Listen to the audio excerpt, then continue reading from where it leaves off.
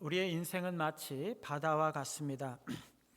우리의 인생의 여정은 마치 바다의 항해와 같죠.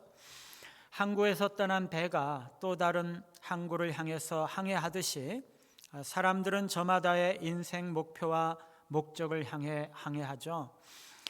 우리 인생 항해에는 평온한 날도 있지만 예고 없이 불어오는 광풍을 맞아야 할 때도 있습니다. 때로는 그 풍랑이 우리의 믿음을 뒤흔들고 우리의 마음의 두려움과 혼란을 불러일으킬 때도 있습니다. 그래서 우리는 종종 의문을 품죠. 우리가 믿는 예수님께서 우리와 함께 계시는데도 왜 이렇게 풍랑이 우리의 삶에 닥치는 것일까? 왜 종종 주님은 아무 말씀도 없이 잠잠히 침묵하고 계시는 것처럼 보일까? 오늘 말씀은 우리에게 그 답을 주고 있습니다. 오늘 제자들은 예수님과 함께 작은 배를 타고 갈릴리 호수를 건너가고 있습니다.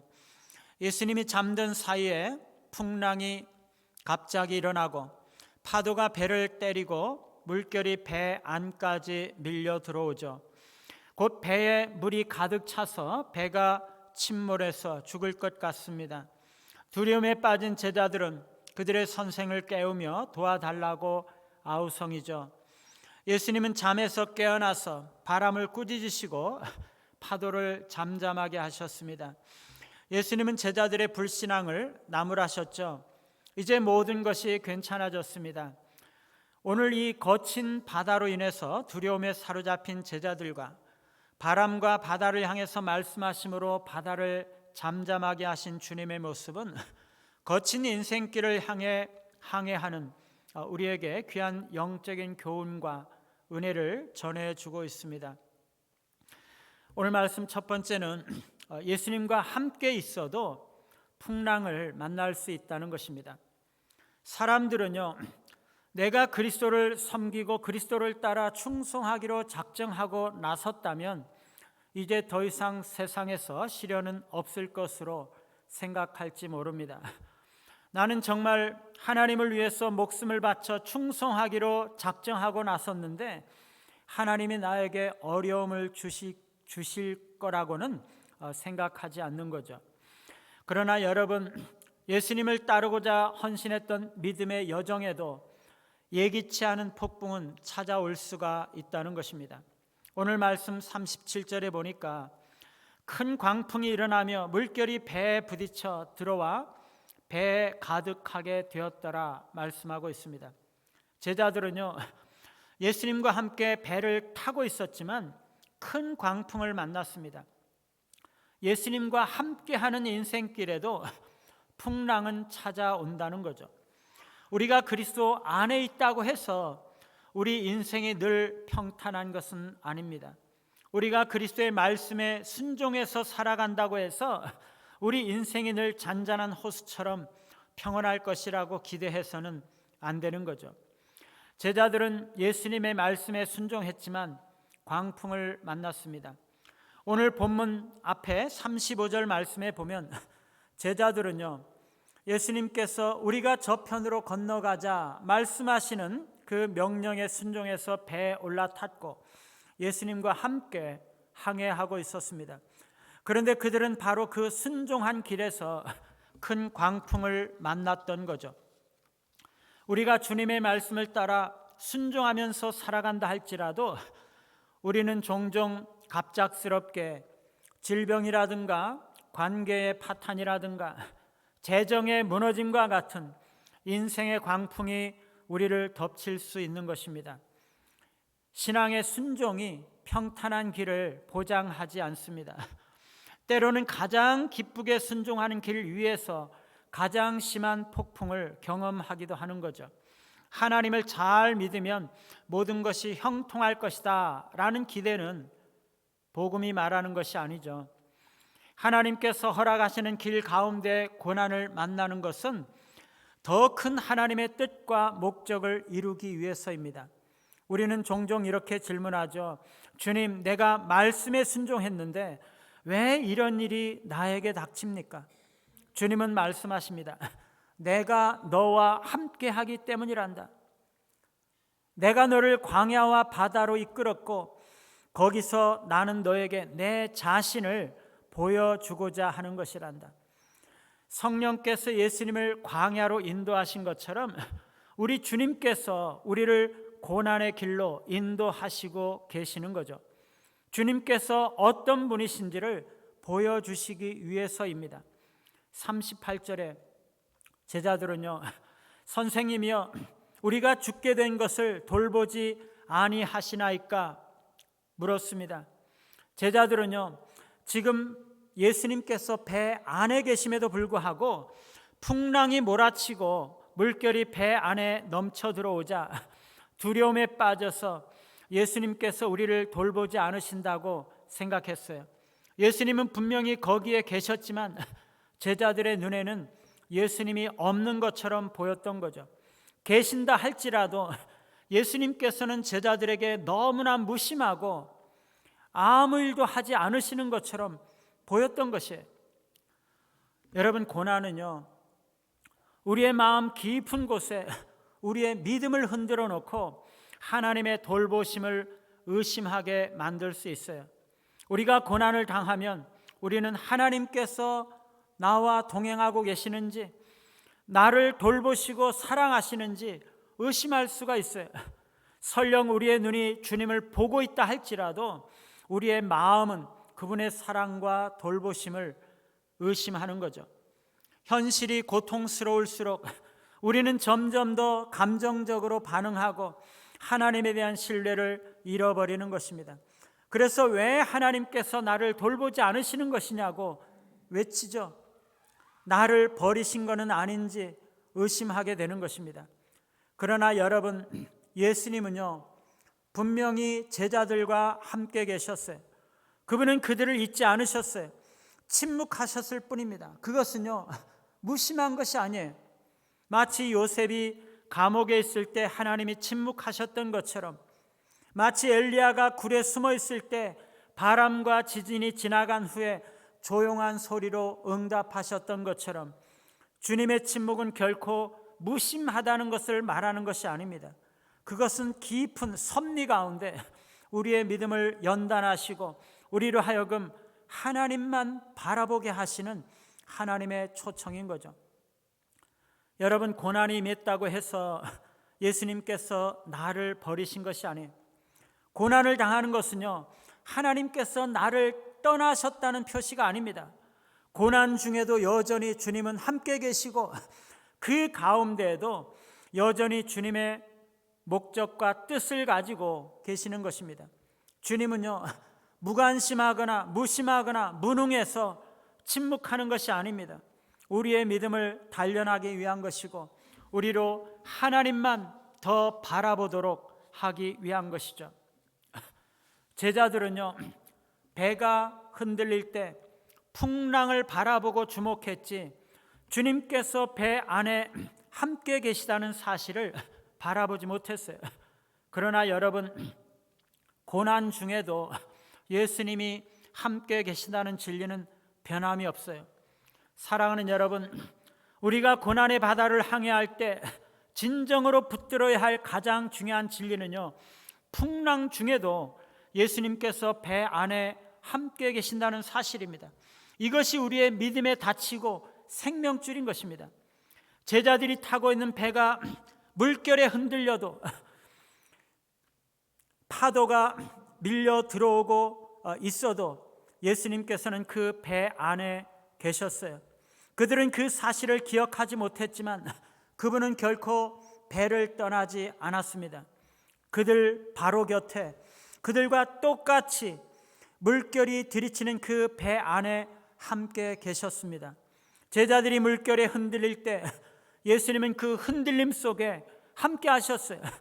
물결이 배 안으로 몰려 들어올 때 예수님께서는 그 배 안에 함께 하셨어요. 그런데 제자들은 그것을 알지 못했죠.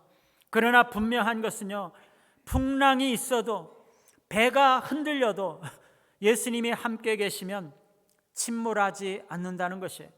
제자들은요, 그것을 몰랐어요. 사람들은요, 종종 예수님께서 함께 하시면 풍랑은 없을 것이라고 생각하고, 예수님께서 함께 하시면 물결은 배 안으로 들어오지 않을 것이라고 생각하고, 예수님께서 함께 하시면 배는 흔들리지 않을 것이라고 생각해요. 그러나 결코 그렇지 않아요. 예수님께서 여전히 제자들과 함께 계셨지만 그들은 풍랑을 만났고 물결이 배 안으로 들어왔고 배가 흔들렸어요. 여러분, 우리 인생의 풍랑은요, 하나님의 부재 때문에 생기는 게 아니에요. 하나님께서 함께 하심에도 불구하고 우리는 풍랑을 만날 수가 있다는 거죠. 오히려 그분이 가장 가까이 계실 그 순간이 우리가 가장 깊은 두려움에 빠지는 순간일 수가 있어요. 그분은요, 풍랑 가운데서도 함께 계세요.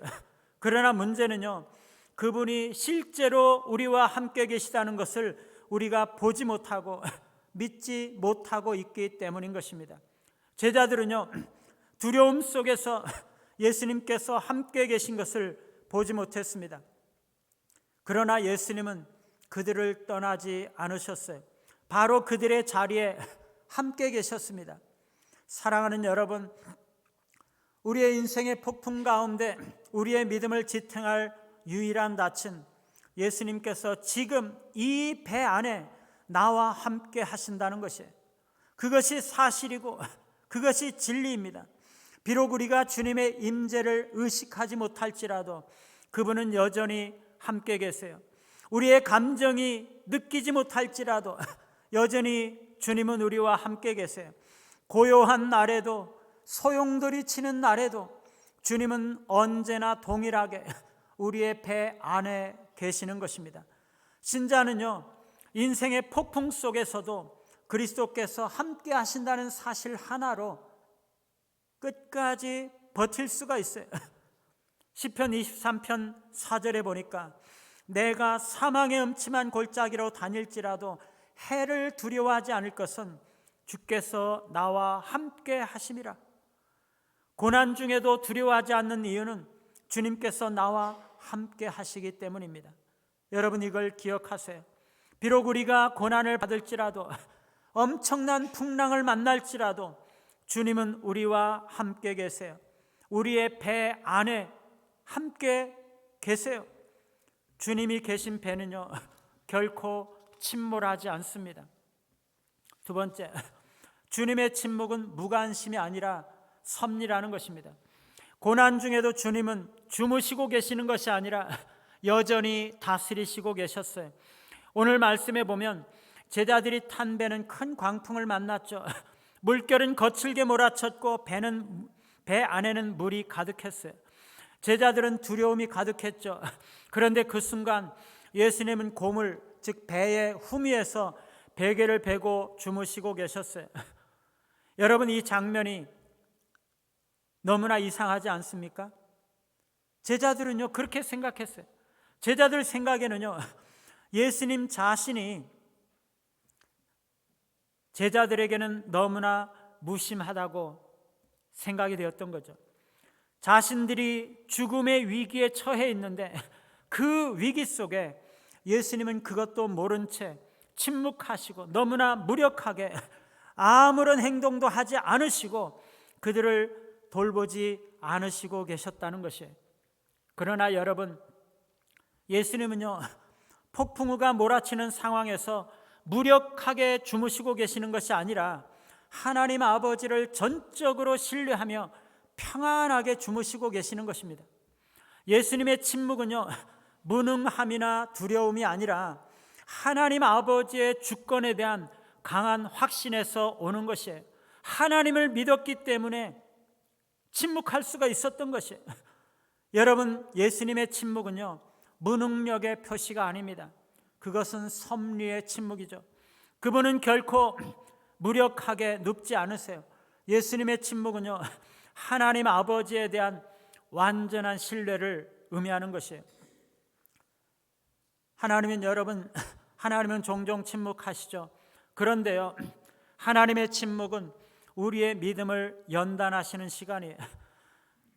욥의 고난 앞에서 하나님은 침묵하셨어요. 요셉이 억울하게 감옥에 갇혔을 때에도 하나님은 침묵하셨어요. 엘리야가 지쳐서 동굴에 숨어 있을 때에도 하나님은 침묵하셨어요. 하박국 선지자가 악인이 세상에서 형통한 것을 보면서 부르짖을 때에도 하나님은 즉각적인 응답을 주시지 않으셨어요. 왜 그랬을까요? 그 침묵의 시간 속에서 하나님은 더 큰 목적을 가지고 더 깊은 섭리로 하나님의 계획을 준비하고 계셨기 때문이죠. 예수님의 침묵은 제자들의 믿음을 시험하고 계시는 시간이에요. 우리 믿음은요, 하나님이 응답하실 때보다 응답하지 않는 것처럼 보일 때 그 시간을 통해서 증명이 되는 것입니다. 하나님의 말씀이 들릴 때보다 오히려 아무 소리가 들리지 않을 때 하나님의 성품을 붙잡는 것이 우리의 믿음인 거죠. 우리는요, 하나님의 행하심이 멈춘 것처럼 보일 때 하나님의 존재하심과 섭리하시고 계심을 믿는 훈련을 해야 하는 것입니다. 여러분, 하나님이 침묵하실 때 우리는 결코 방치되는 것이 아닙니다. 예수님은 제자들이 탄 배 안에 그들과 함께 계셨어요. 그분은 배를 떠나서 배 밖에 계셨던 것이 아니라 같은 폭풍 가운데 계셨고 그들을 그 배 안에서 떠나지 않으셨어요. 단지 그들은 예수님이 누구신지를 온전히 알지 못하고 믿지 못했던 것이에요. 사랑하는 여러분, 혹시 우리들 가운데 예수님의 침묵을 경험하고 계신 분은 없으세요? 기도해도 응답이 없고 눈물로 호소해도 아무런 반응을 보지 못하고 있지는 않습니까? 그러나 우리는 기억해야 됩니다. 주님의 침묵은요, 주님께서 우리를 잊으셨다는 것을 말하는 것이 아니라 배 안에서 여전히 함께 하시면서 우리의 믿음을 세우시고 우리를 위해서 더 큰 계획을 준비하고 계시다는 것이에요. 제자들은 너무나 두려워서 예수님께 우리가 죽게 된 것을 돌보지 아니하시나이까 라고 부르짖었습니다. 이 절박한 호소는 깊은 두려움과 하나님에 대한 신뢰가 흔들리고 있음을 드러내고 있는 거죠.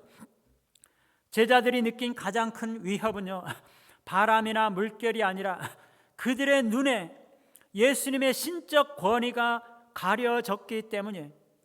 두려움 때문에 예수님이 누구신지를 모르게 되었던 거죠.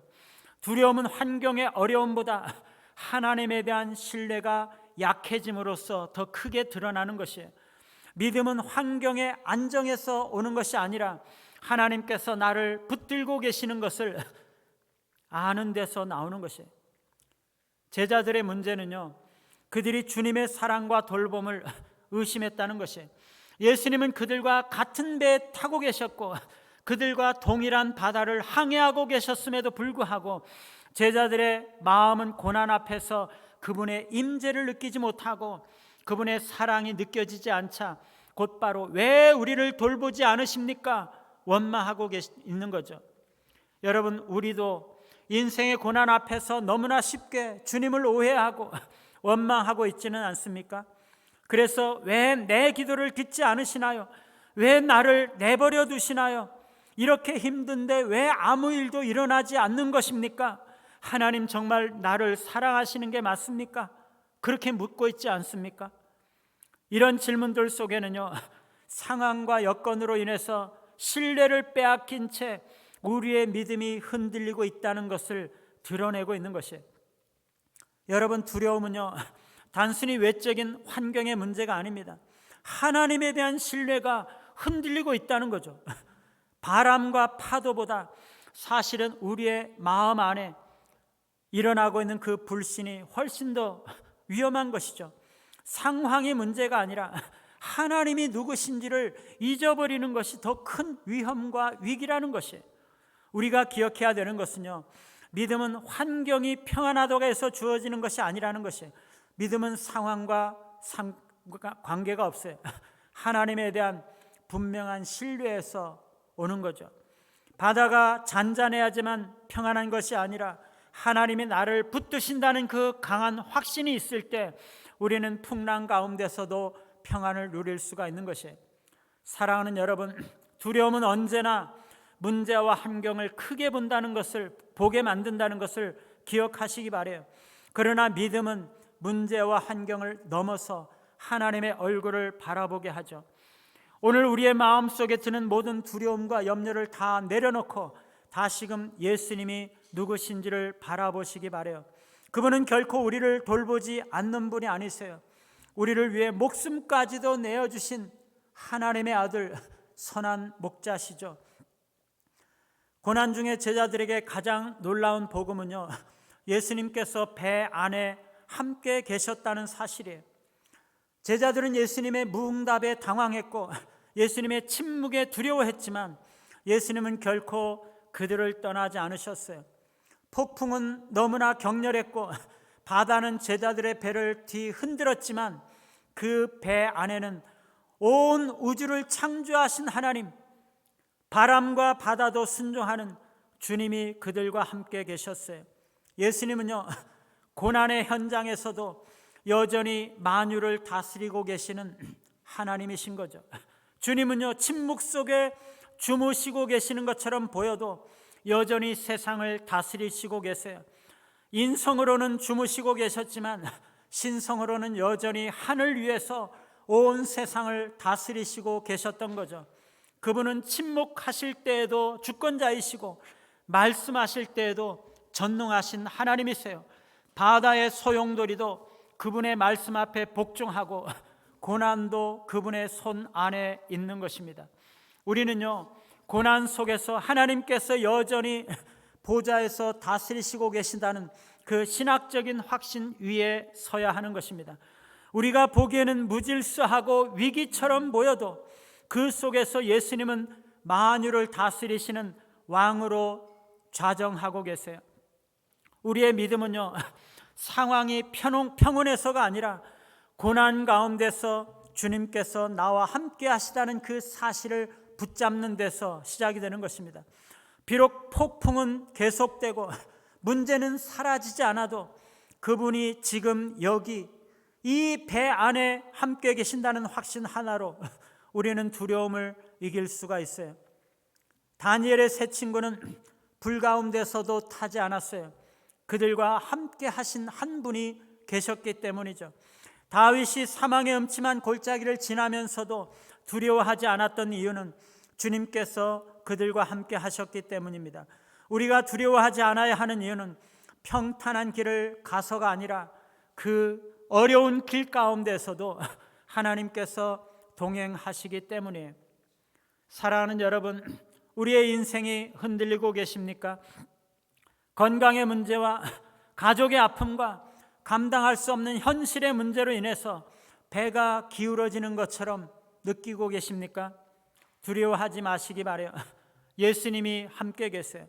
비록 우리가 그분을 보지 못하고 그분을 느끼지 못하고 할지라도 그분은 거기에 계시고 때가 되면 바람과 바다에게 명령하셔서 잔잔하게 하실 것입니다. 어떤 상황 속에서도 우리는 주님께서 함께 계시니 괜찮습니다 고백하시기 바랍니다. 내가 주님을 붙드는 것이 아니라 주님이 나를 붙드시고 계시다는 이 진리를 끝까지 확신하시기 바랍니다. 예수님께서 함께 하시는 한 우리는 안전합니다.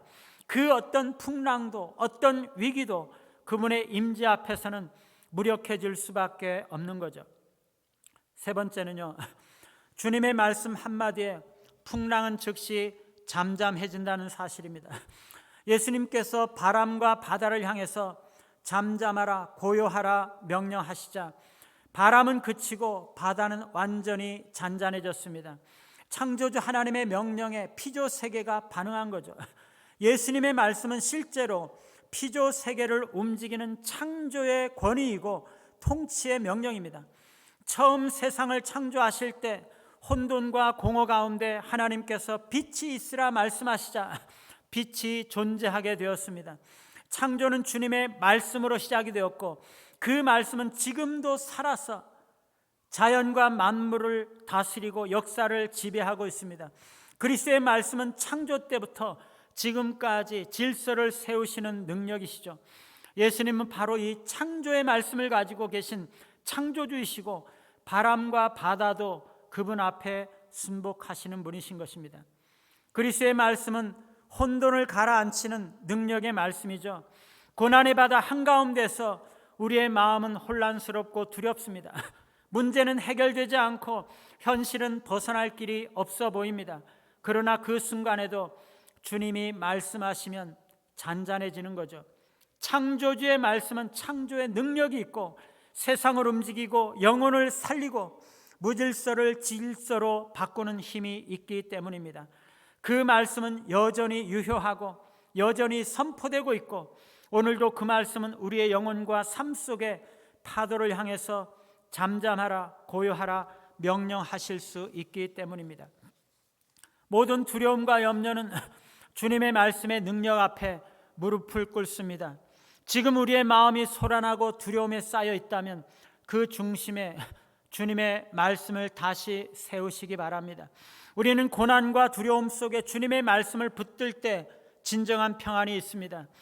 그리스도의 말씀은 위급한 상황을 변화시키고 무질서를 질서로 바꾸고 두려움을 평안으로 전환시키는 하나님의 능력의 작용인 것이죠. 세상은 인간의 말로 진정한 평안을 줄 수 없습니다.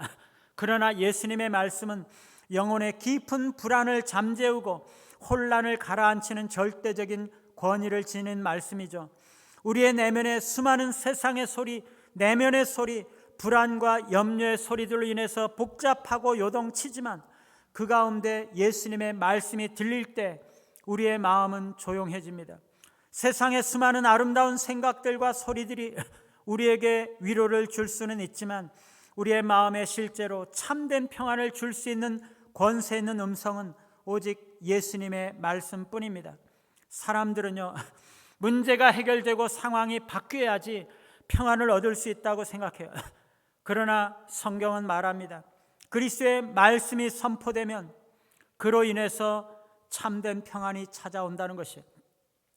여러분, 우리 인생에 평안이 사라진 이유는요, 상황 때문이 아닙니다. 그 상황을 다스릴 수 있는 말씀을 붙잡지 못했기 때문이죠. 예수님의 말씀은 지금도 살아있고 지금도 움직이고 있어요. 그 말씀을 우리의 상황 위에, 우리의 감정 위에, 우리의 삶의 폭풍 위에 담대히 선포하시고 그것을 주장하시기 바라요. 잠잠하라, 고요하라 말씀하시는 주님의 말씀 그 한마디면 충분합니다. 그분의 말씀이 임하는 순간 모든 풍랑은 멈추고 참된 평안이 찾아오는 거죠. 예수님이 주시는 평안은 말씀에서 나오는 평안이고 그 말씀은 상황을 넘어서 영혼 깊은 곳에 작용하는 평안인 것입니다. 우리의 문제는요, 상황이 아니라 말씀을 신뢰하지 못하는 우리의 불신앙입니다. 제자들은요, 우리가 죽게 된 것을 돌보지 않으십니까? 외치면서 바람과 바다를 무서워했지만 예수님은 그보다 더 심각하고 중대한 것을 보셨어요. 예수님은 풍랑을 잠잠하게 하신 후에 제자들에게 말씀하셨어요. 어찌하여 이렇게 무서워하느냐? 아직도 믿음이 없느냐? 예수님은요, 바람과 물결보다 제자들의 두려움보다 제자들의 마음에 더 주목하셨어요.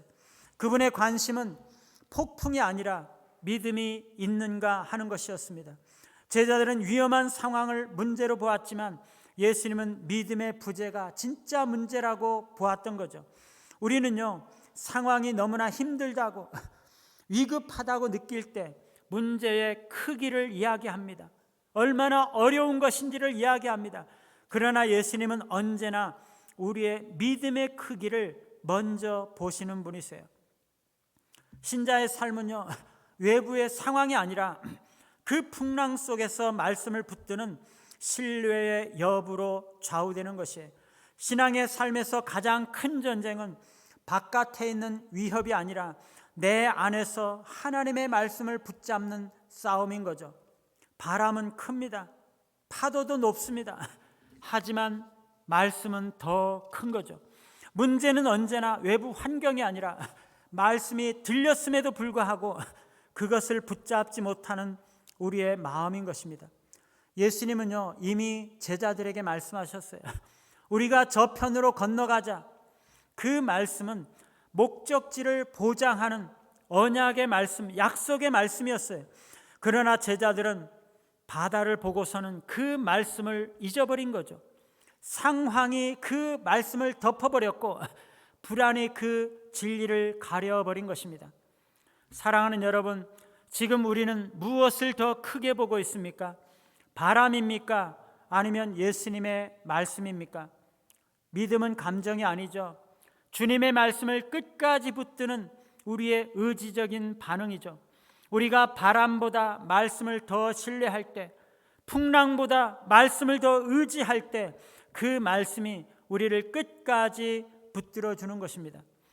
우리가 인생의 바다를 항해할 때 우리는 풍랑을 만날 수 있습니다. 우리가 예수님과 함께 있다 할지라도, 우리가 아무리 순종적이고 믿음으로 산다 할지라도 광풍이 우리에게 몰려올 수 있어요.